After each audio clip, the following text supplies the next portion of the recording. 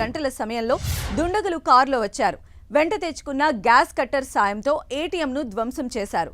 అందులో ఉన్న క్యాష్ అంతా దొంగలించారు. ఆ తర్వాత ఏటీఎంకు నిప్పు పెట్టి పారిపోయారు. చోరీ దృశ్యాలు సీసీ కెమెరాలో రికార్డ్ అయ్యాయి. పోలీసులు కేసు నమోదు చేసుకుని దర్యాప్తు చేస్తున్నారు. ఏటీఎం చోరీకి సంబంధించిన మరిన్ని అప్డేట్స్ మా ప్రతినిధి చంద్రశేఖర్ అందిస్తారు. చంద్రశేఖర్.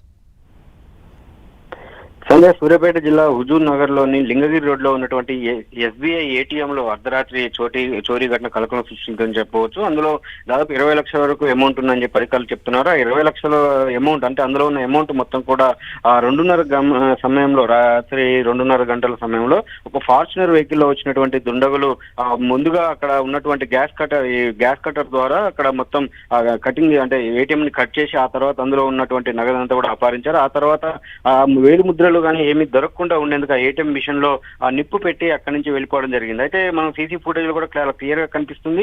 2:30 గంటల సమయంలో 2:36కి కరెక్ట్ గా ఒక వ్యక్తి డాక్టర్ కోట్ ధరించినటువంటి వ్యక్తి మాస్క్ వేసుకొని మొత్తం అసలు తనను గుర్తుపట్టకుండా మాస్క్ వేసుకొని వచ్చి వెంటనే ఆ సీసీ కెమెరాకి సంబంధించి అక్కడ ఒక స్ప్రే చేశారు. దాంతో అక్కడంతా కూడా అక్కడ ఏం జరుగుతుందో కూడా కనపడకుండా కొద్దిసేపు ఉన్న పరిస్థితి ఉంది. అంటే ఇదంతా కూడా చూస్తే మాత్రం పక్కాగా రెక్కి నిర్వహించే ఈ ఘటనకు పాల్పడారని చెప్పి అయితే పోలీసులు అనుమానిస్తున్నారు. ఎందుకంటే లింగగిరి రోడ్ అనేది కొంత అవుట్స్కట్లు వైపు ఉన్నటువంటి రోడ్డు కాబట్టి కొంత జనసంచారం ఆ సమయంలో చాలా తక్కువగా ఉంటుంది, వెహికల్ మూవ్మెంట్ కూడా ఉండదు అని చెప్పి పక్కాగా అన్ని ఆలోచించుకొని వచ్చారు. కాబట్టి ఖచ్చితంగా ఇదంతా కూడా గతంలో కూడా ఇక్కడ వాళ్ళు పర్యటించి ఉండొచ్చు అని చెప్పి పోలీసులు అనుమానిస్తున్నారు. మరొక ఇటు ఫార్చునర్ వెహికల్ కావడంతో ఖచ్చితంగా నిందితులు ఇక్కడి వారు కాదు, బయట నుంచి వచ్చి ఉంటారని చెప్పి కూడా అంటే ఇది ఆల్రెడీ వీళ్ళు టెఫ్ట్ మూట అంటే గతంలో చాలా అనుభవం ఉన్నటువంటి ఒక మూటనే ఈ పనికి పాల్పడిందని చెప్పి కూడా పోలీసులు అయితే అనుమానిస్తున్నారు. ఆ దిశగా దర్యాప్తు చేస్తా ఉన్నారు. సంధ్య. రైట్ చంద్రశేఖర్.